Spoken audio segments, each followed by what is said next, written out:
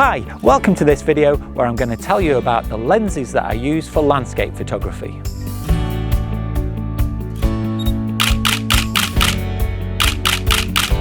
This is a follow-up to the video that I made on the lenses that I use for wildlife photography. Now, some of the lenses will be the same, but I'll talk about them in a different context. Now, I did get a question from a subscriber asking me what lenses that I use for landscape photography.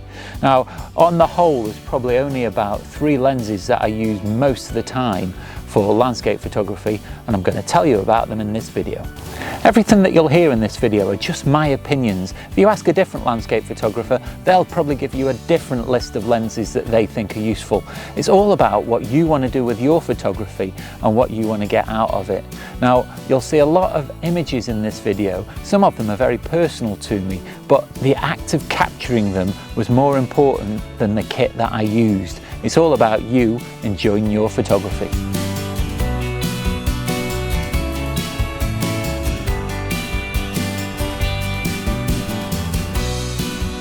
Before we get into this video, go ahead and click like, subscribe and the bell notifications to be informed of all of my future content.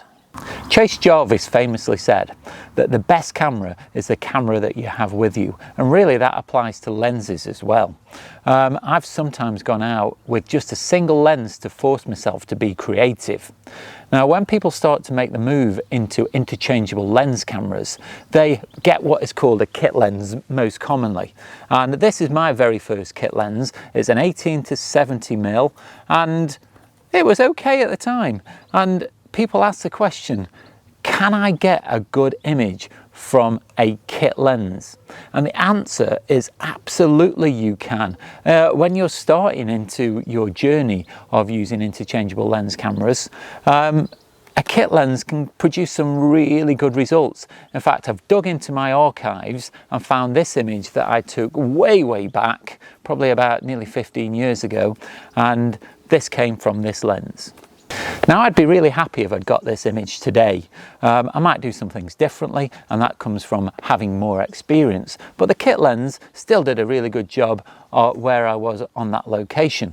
So the question then is raised, why do we need to spend hundreds or even thousands of pounds or dollars on expensive lenses? And for most people, genuinely, the answer is that you don't. If you're happy with the images that you get from your camera, then fine, keep your money in your bank, go and spend it on something else, and just get out and enjoy your photography. However, there are some limitations to these lenses. As you get more experienced, you'll start to look more closely at the quality of the images that you get from your camera, and you'll start to see that the cheaper lenses just cannot produce images that are as sharp as the ones that you get from more expensive lenses. Secondly, the quality of the build of the lenses just aren't as robust. You pay more, you get a more substantial lens for your money. And thirdly, the maximum aperture that you can open the lens to increases as you start to spend more money. Now, this has several advantages. First is that the lens will focus faster when it can open to a wider aperture. Secondly, you can get much more light in. So if you're doing something like stellar photography or low light photography, this is a real bonus. And finally, with a wide aperture, you can really control the depth of field. So if you want a very shallow depth of field, this is much more easy to do with a large aperture. Most photographers reach a point where they realize that the only way to improve the quality of their images is to upgrade the lenses that they have. Now, the lens that you put in front of the camera plays a much bigger part in the quality of the image than the camera itself does. Now, I tend to use mainly 3 lenses most of the time in my landscape photography, and I'll talk about these, saving the one that I use most frequently to last. Clearly, there are lots more lenses than this, and you have to decide which ones are the best for your style of photography and base that on the budget you have to spend as well. I did used to have a 10 to 20mm wide angle zoom lens. Now, I don't have that anymore because it was designed for a crop sensor camera, and now that I shoot on a full frame camera, if you put that on the front, it would result in massive vignetting and you get almost a circle around the image.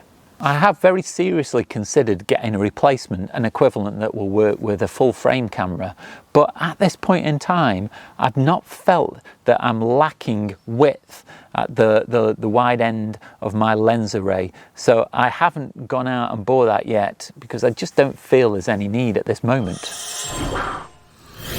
The first lens that I use regularly in my landscape photography is a 20mm prime. Now this has some advantages and some disadvantages. Now for a prime lens, that means that you will not zoom in and out. So the only way to recompose a shot is to actually physically walk closer to the subject or walk away from the subject.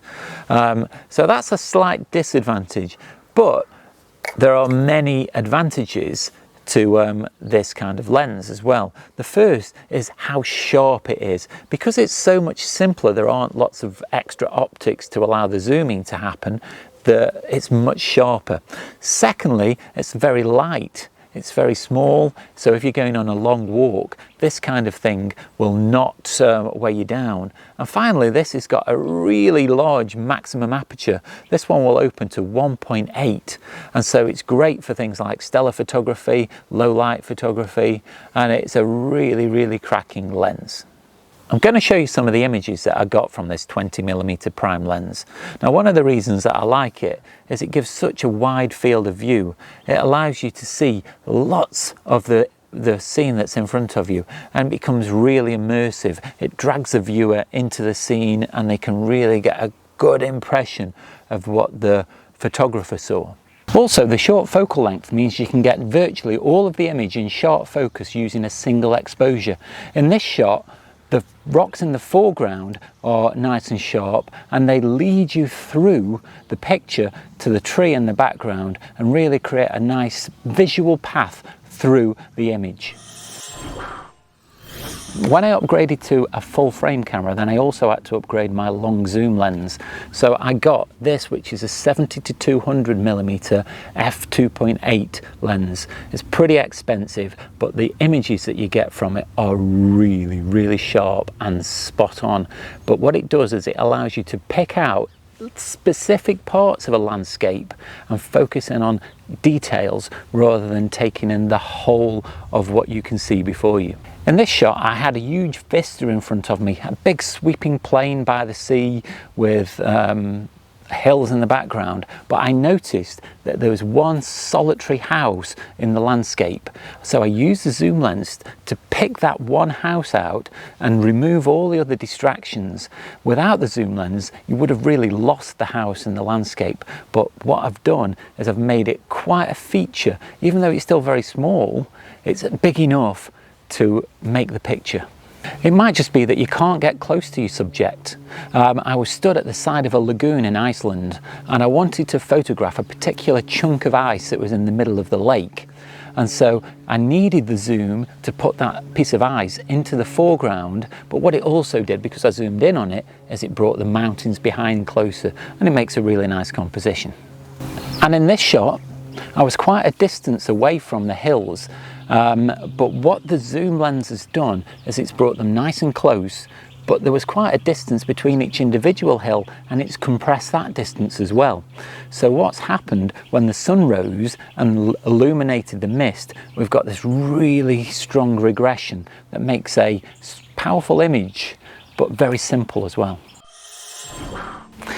My favourite lens is this 24-120mm f4 lens. It stays on the camera most of the time, and I'm really happy with it. It gives me good zoom range, it's nice and sharp, and it gives me everything that I want from a zoom lens. First of all, at its widest end, 24mm allows me to get loads of the scene in the frame, and so with this shot of a waterfall, the rock in the foreground was quite close to the camera, but it still allows me to get all of the waterfall there in the background. All of my three landscape lenses take a 77mm filter on the front, and so I can use the same adapter and the same polarizer for all three lenses, and I don't need to carry any extra.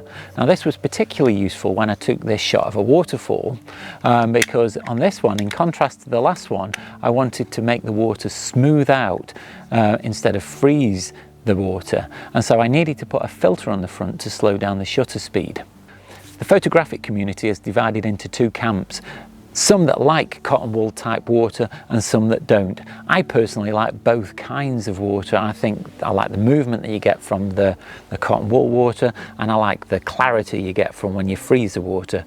But what do you think? Let me know below in the comments. Having the ability to change focal lengths can also dramatically change the impact that your shot has. In this shot, I wanted to show the girl looking at the waterfall and make her fairly big in the frame, but also see all of the scenery behind her. And so having a very wide angle allowed me to do that. I was fairly close to the girl at the time, but the wide angle has allowed the entirety of the waterfall to be in the image. However, it doesn't really convey the scale of the waterfall. It shows off the scene to its true potential, but it doesn't really tell you how big that waterfall is. Now, anybody that's familiar with Skogafoss in Iceland will know just how enormous this waterfall is. So what I did is I got one of my friends that we were with to go and stand at the foot of the waterfall, and then with a zoom lens, I zoomed in a lot closer and managed to get this shot, which really does convey how huge the waterfall is. It makes the little guy at the foot of the waterfall seem very, very small and really shows off the size. So you can use the zoom to really tell a story as well. Again, here is another image that I needed the zoom for. I was stood on a bridge at the time over the river, so I couldn't go forward or backwards, but I needed to get closer to the subject to improve the composition. So the zoom pushed me closer into the image, and I ended up with a much better composition than I would have done if I'd have just taken it at a full wide angle. I'll finish this section with a few more shots that I've taken with this 24 to 120mm lens.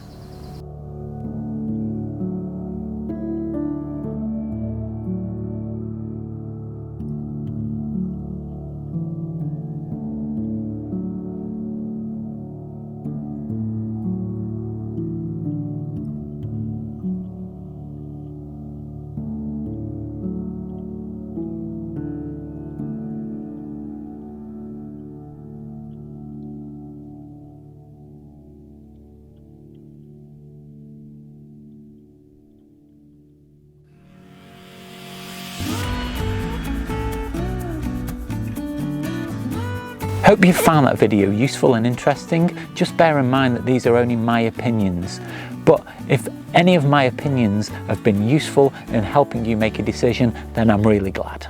I continue to get lots of brilliant comments from you, my subscribers, and I love reading them. So if you have any comments or questions, please don't forget to leave them below in the comment section. Look out for my next video going live at 4 o'clock next Sunday. And if you've enjoyed this video today, don't forget to click like, subscribe and the bell notifications to be informed of all of my future content. But for now, all that's left to say is stay safe and I'll see you soon. Chase Jarvis famously...